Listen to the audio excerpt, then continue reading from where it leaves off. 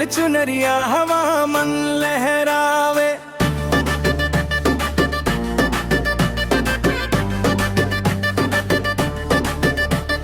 नैन के तीर चला के मुस्काए, मोर धड़कन लाओ तेज कराए। चूड़ी खनकाए पायलिया बाजे, तोर संग चलना मोला मन भाए। मेला मा देखे हवा बाजार मन देखे, तोर जैसे सुंदर कोनो नहीं देखे। तोर चाल देख के मनवा डोले रे, तोर नाम लेके दिलवा बोले रे। चुप के हंसे, बात जादू है। तोर ये दामन मोर दिल काबू है।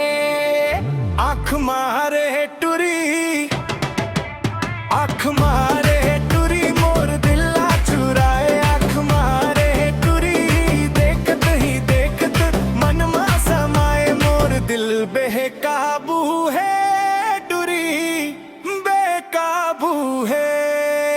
आँख मारे टुरी, आँख मारे टुरी, हंस हंस के मोला पागल बनाए गए। हाँ कही दे मोर जिंदगी सज जाही, तोर माया ले मोर दुनिया बस जाही।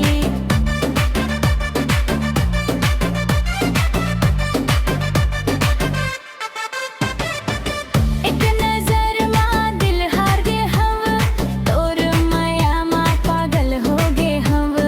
तोर संग चलूं जन्म जन्म तक, तोर नाम रही मोर दिल के धड़कन तक। कहाँ कहीं दे बस ये मन का बात, संग तोर बिताही हर एक बरसात। जैसे हंसी ते मोर रात बिहानी, तोर बिना लागे ना दुनिया सुहानी। आँख मारे टुरी, आँख मारे टुरी मोर दिल आ चुराए। आँख मारे टुरी, देखत ही देखत मन मा समाए। मोर दिल बेकाबू है, टुरी बेकाबू है।